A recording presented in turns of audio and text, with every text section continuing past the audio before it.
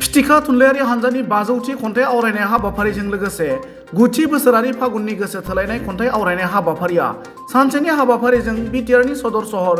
गोजोननि नोगोर क'क्राझारनि सोमदोनफुरि क्लाब काम लाइब्रेरियाव गाजा गोमजायै जालाङो। मख'जाथाव बाथ्रादि सा 100निबो बांसिन गागि आरो गोदान थुनलाइगिरिफोरा बाहागो लानाय दिनैनि हाबाफारियाव फिथिखा थुनलाइयारि हान्जानि दानथामारि लाइसि फिथिखानि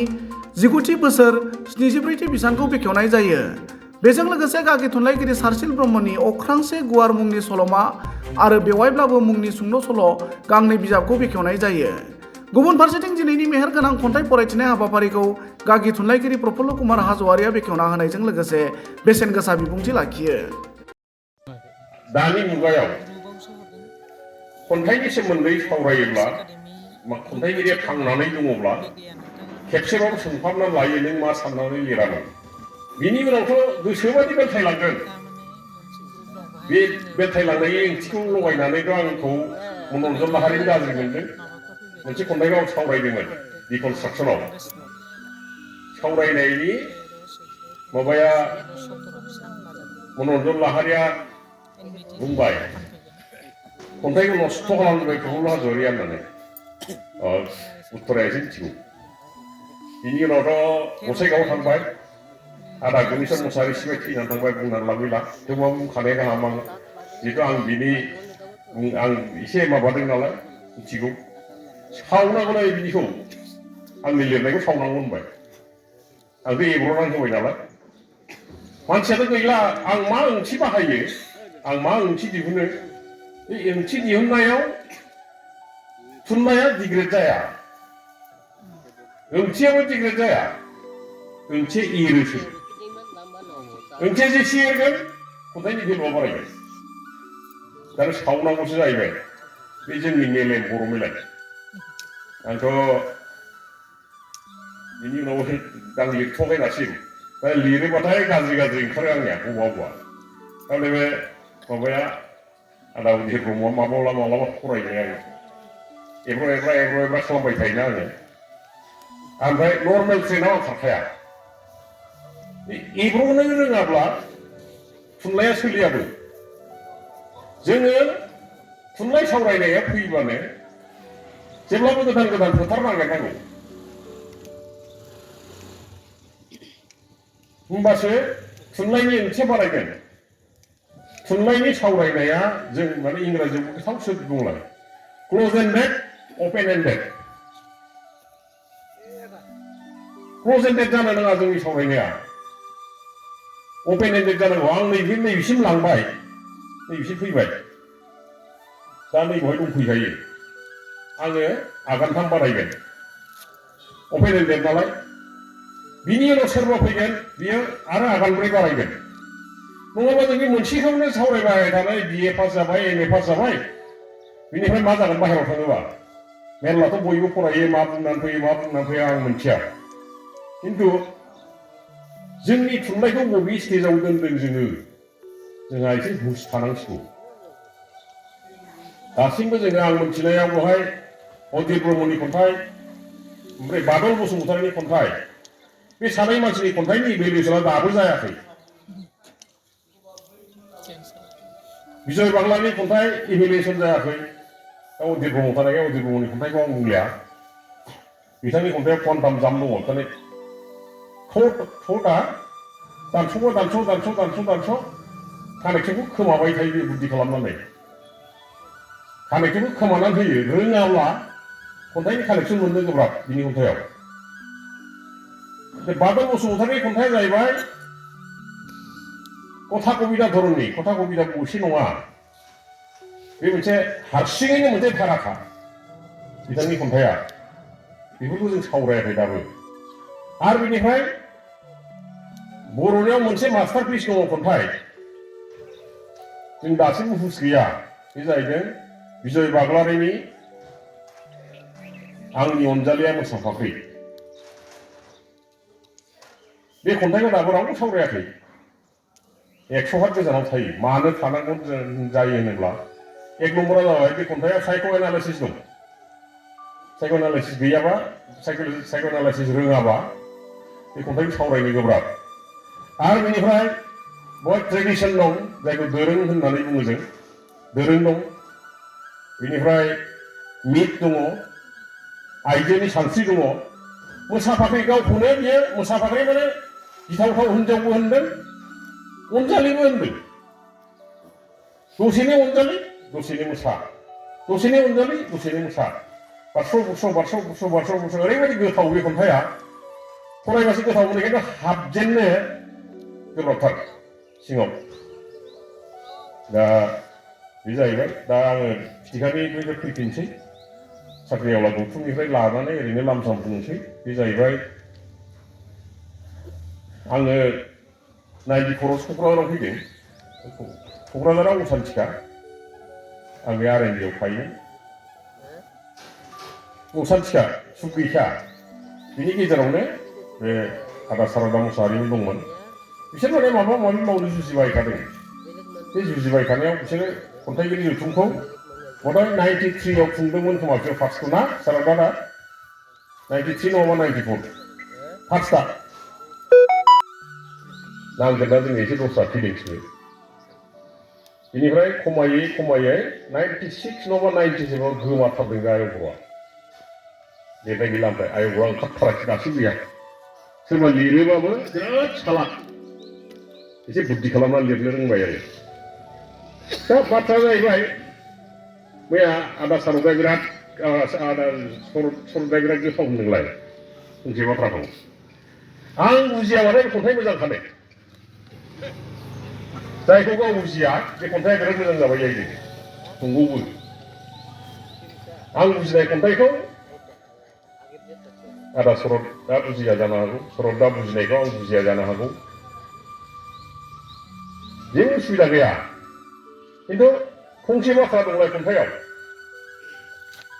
ओंथिबो नाङा खन्थाइयाव आजिखालि ओंथिनि खोथा गैया मिनिं नागिरलाबायो जोंनि लेखा फरायग्राफ्रा आसलथे खन्थाइयाव मिनिं नागिरनानै लाब गैया हाउ इउ फिल फरायनानै आं माबादि मोनखो फिलिंससो नांगौ जोंनो खन्थाइनि मिनिंलेस खन्थाइबो मेरला दं बुहुमाव खिन्थु मिनिंलेस खन्थाइफ्रा ओरैबादि गोथाव फरायबाय थानो लुबैयो ओंथि गैथ्रा खन्थाइया खिन्थु खन्थाइया गोथावथार बेबायदि खन्थाइ दंसै दा बेनिखायनो ओंथि गोनांबो दं ओंथि गैयैबो दं दा बाथ्रा जाहैबाय ट्रेन्डनि बाथ्रा दङ जोंनि खन्थाइगिरिफ्रा खन्थाइखौ लिरनो रोंजोब्बाय उन्दैबाबो गिदिरबाबो दा एसे सियानसिन जाबाय एटलिस्ट बाथ्राजों लिरनायखौ रोंबाय खिन्थु मोनसेल' थालांगासिनो दं दा सिख्रबनाया गैया कन्डेन्सेसन जायखौ होनो दा जायखौ सोदोब मोनसेजों बुंनांगौ बेखौ जोङो सेन्टेन्स मोनसेजों बुङो आरो बेनिफ्राय जोङो कनफ्लिउसन लाबोनो रोङाखै खन्थाइयाव आसलथे कनफ्लिउसन लाबोनांगौ ओंथिया थाबाय थागोन खिन्थु बेगर नांगौ मेलेमखौ जों मेलेमखौ फरायग्रानि मेलेमखौ खेवहोनांगौ ओंखायनो माबायाव असमियायाव दानि गोदान खन्थाइनि बाथ्राखौ मा होनदों दिक्षित पाठक होनना बुंदों खन्थाइ फरायग्राखौ खन्थाइ जाय फरायनो रोंगौ दिक्षित पाठक बे दिक्षित पाठकफ्रा खन्थाइगिरिनिख्रुइबो साबसिन बुजायनो हायो आरो दा जों माबायाव बे मानसि गैला बङाइगाव कलेजनि सासे लेक्सारार दंमोन उपल बेग होननाय बिथाङा खन्थाइ दोंसे फरायबा आं जायखौ बुंगोन बिनि मोनबासो बारा ओंथि दिहुननो रोंगौमोन मानसिया थैनानै थांबाय हाबावनाय मोनब्ला आं एसे रोंबावगौमोन बेजों गोरोंथारा बे सासे मोनदों आङो दा बेनिफ्राय सासे दं नै बेवहाय प्रदीप पात्र जों खेबसे खेबनै लाबोबाय बे गोरोंथार मानसिया खिन्थु एसे थिउरिटिकेल एसे थिउरियाव थांद्रायो बियो खिन्थु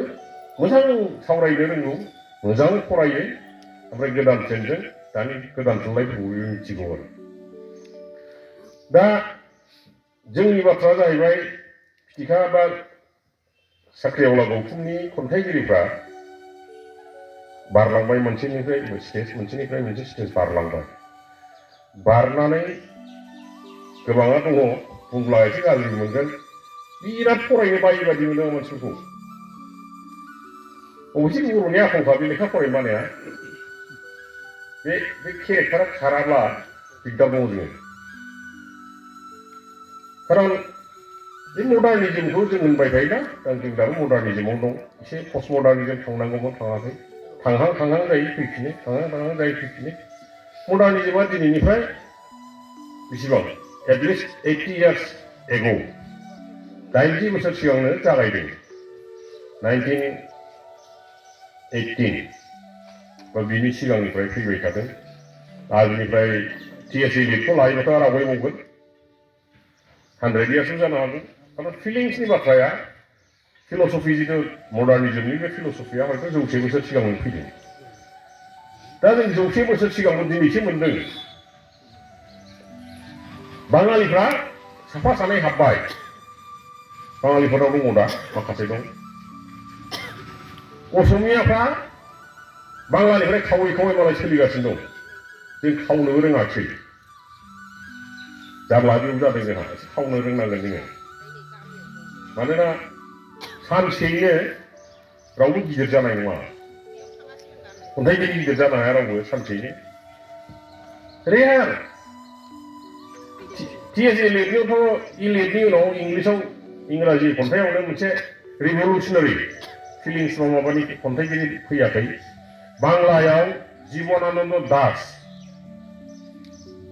बिनि उनाव दाबो जेनेरेलि बांला खन्थाइ रबीन्द्रनाथ ठाकुरजों सं दावहा माबा कुवालिटि गोनां खन्थाइगिरिया बेल' दंमोन बेनिफ्राय बे जीवनानन्द दासनि खन्थाइनि मोनसे बाहादुरिया मा जै राव सोलायबाय बरबाद जायो खन्थाइया मानो जीवनानन्द दासनि खन्थाइखौ जों जेब्ला फरायगोन असे बांला बाङालि मोदोमखायो खन्थाइयानो रबीन्द्रनाथ ठाकुरनियानो मोदोमा एफाग्राब खिन्थु जीवनानन्द दासआ बांलादेशनि मानसिया बांलादेशआव बुजिनायमोन नालाय बिनि खन्थाइफ्रा बांलादेशनि हाजो बांलादेशनि दैमा दैसा गासिबो रिफ्लेक्ट जाबाय थायो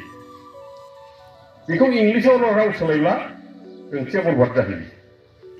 खन्थाइनि बाहादुरिया बेयावनो बोथ्रोद जायानो मोजां खन्थाइया बारा आरो जै बोथ्रोदबाय बरबाद जाहैबाय दा लासैनो मानो बरबाद जाहैयो बेखौ थाङोबा हारिमुआव थांफिननांगौ जाहैलाय जेब्ला जोङो जोंनि खन्थाइखौ लिरनाय खन्थाइफ्रा जेब्ला हारिमुआव आगान होगोन बा हारिमु सरजाबनानै ओंखारगोन होमबाना बेखौ राव सोलायनो गोब्राब जायो बे हारिमुनि बाथ्राया जाहैबाय दा सम जों जेब्ला फरायगोन आङो बे जोंना शंकर माने सिखना जमुवारि दं बे शंकर बे हांमाखौ इंलिसनि मा होनोब्रा मोना सेन्टेन्स मोनसे सोदोब मोनसे मोना हांमाखौ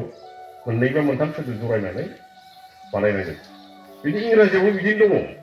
हारिमुनि सोदोब जायखौ होनो कालचारेल वार्डस बे कालचारेल वार्डसआ जोबोद भेलुएबल जिनिस जोङो लासैनो बे खन्थाइयाव सोनांगौ जादों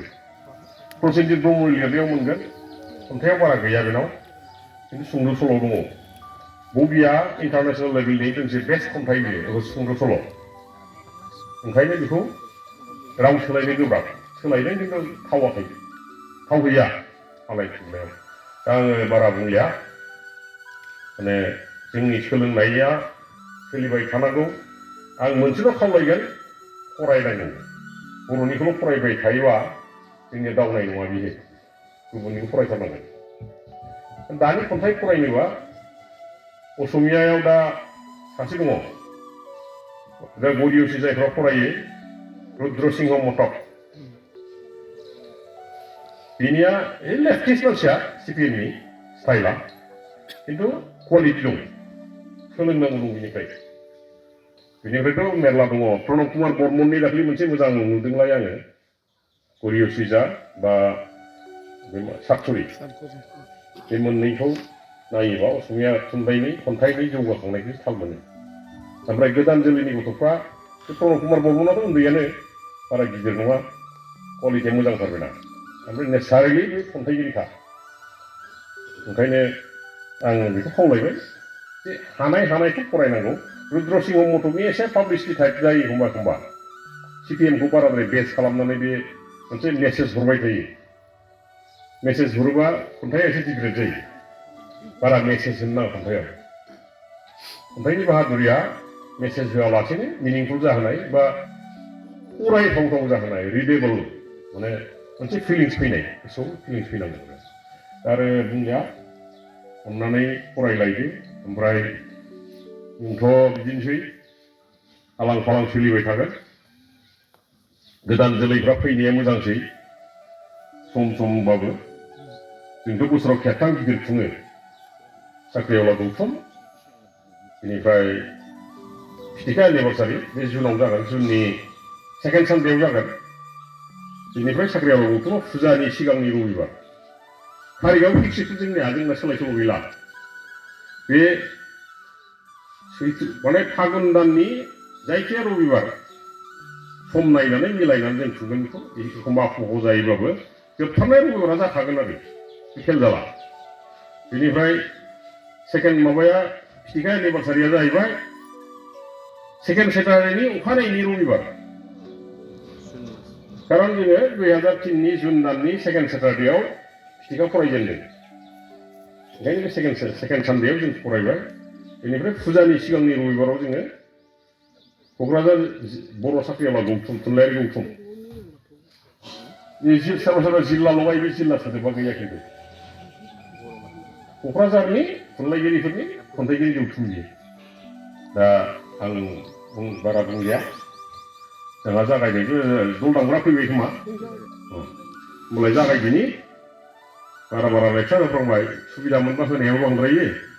आङो बेखौनो बुंनानै आंनि बुंनायखौ बेवहायनो फोजोबबाय जै फागुननि खन्थाइ फरायनायनि जै